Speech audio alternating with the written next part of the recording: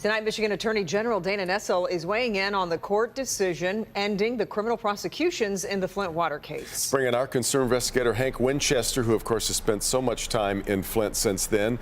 Live in Southfield right now. Hank, this has caused a lot of anger for the folks who lived through it.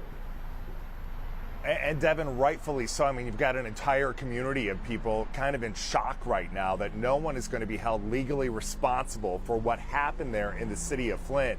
Among those upset about the decision, Attorney General Dana Nessel.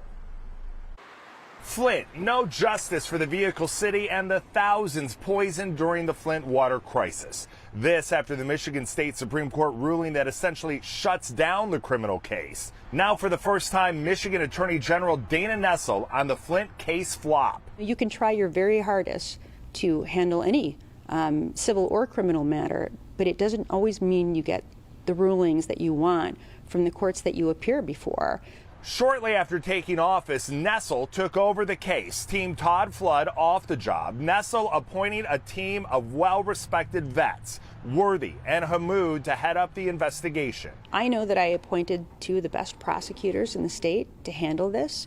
I knew that they handled it to the best of their ability, and they got a very bad ruling before the Michigan Supreme Court, one that they couldn't have possibly anticipated. Ultimately, the case fell apart, and for many in Flint, it is hard to believe that no one will be held legally responsible.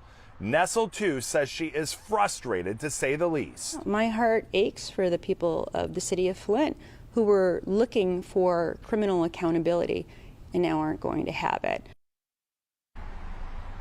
Back out here live, I did ask the AG, hey, listen, do you take some responsibility for this? I mean, after all, it was your decision to move the case into different hands after the investigation was already well on its way. She said, of course I do.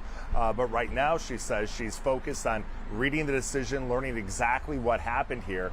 But Devin, to your point earlier, as you can imagine, it is just very difficult, devastating news for the people still in the city of Flint to deal with.